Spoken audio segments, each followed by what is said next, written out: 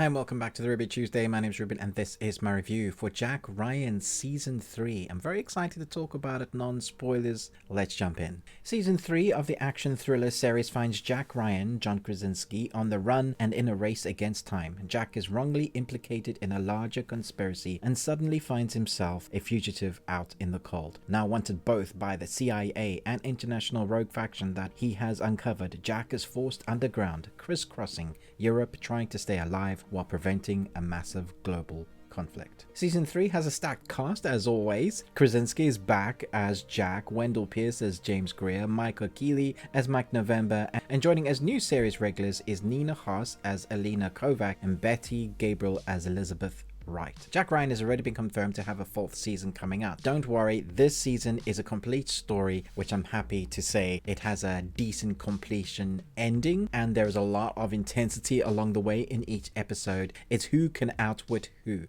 What I really liked about this season though is that John Krasinski's character Jack Ryan no longer feels like the trainee or a fish out of water. He is our agent. He is also the hero, but we have the team of familiar faces that are out there in the cold with him. But really, we do focus a lot on Jack Ryan as he's served a red notice, and it feels like a mix between the Bourne Identity movie and perhaps a Bourne Identity series, and also a James Bond. One of the James Bond of recent is when he's out in the cold, he's been disavowed, put a bit of Mission Impossible in there, and that's what you get this season. I'm loving the action sequences that we get, especially with John Krasinski. Hand-to-hand combat, gunplay, all of that is filmed to heighten the tension of the story of trying to stop a nuclear war. And that's when we get the political intrigue, and some of the new actors are just fantastic. I'd love to say that John Krasinski is the actor that steals every scene he's in.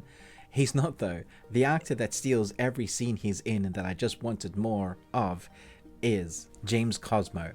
The performance that he gives in this is so full of emotion and backstory, just weighty, that every time he walks on screen there's a presence. You know those sort of actors that you feel like, whoa, there's something going on there.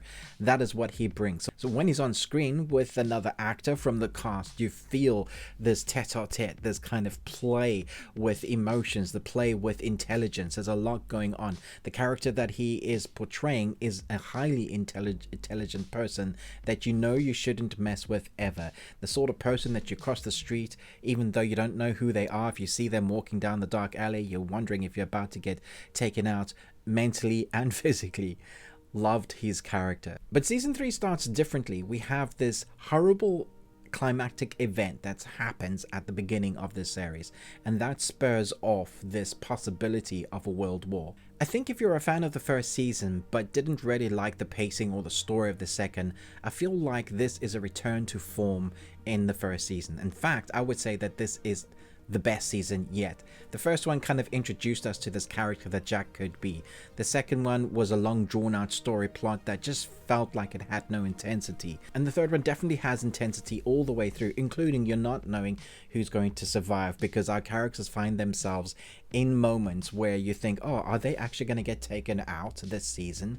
I do like how we see the political machinations of each country. There's this mental battle that we see, and it's portrayed on screen very well. So going into the third season though, as I was watching these episodes, I was like, are we even allowed to talk about that now in the zeitgeist of the world? But what's happening between Russia and America, that is all very real and personal at the moment, and very much in the recent few weeks that has been very real. And seeing the story that they had, I do wonder when they started filming this, because it just feels like it's too closely related. And while I was watching this, like even that actor looks very similar to the president. That did have me wondering, as like the thought process of green lighting this must have happened before. So I was a little bit worried, going, oh, I hope people don't go on the hate train, or this wasn't because of that. But putting that all aside, it must have come from a Jack Ryan novel. That's where they got the story from. So it's a thing that happened already, because we knew there was always a possibility of these things happening. It just feels like, you know, when you watch films that seem to predate or predict the future, like The Simpsons always predicting, it feels like this season, if it was created or the inception of the idea was before the events of what we're having occur in the real world now, that was a crazy thing to happen. Let me know your thoughts on that. I'll put up these two images and let me know if you think they look alike. I'm going to give this a solid 4 Nicolas Cages out of 5. And you got one. Congratulations. I think you get what it sets out to do. I would have liked maybe a little background more with Jack, but I don't think we need too much of that anymore. Jack is just doing what Jack does. He's definitely just the agent that is working to save the world, and that is why he's very focused.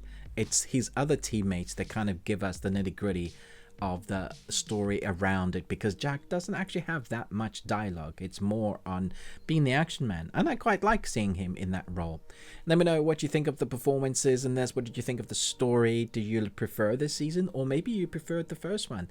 Love to hear your thoughts in the comments below. Thanks so much for watching, but most of all, until next time, remember, live long and Tuesday.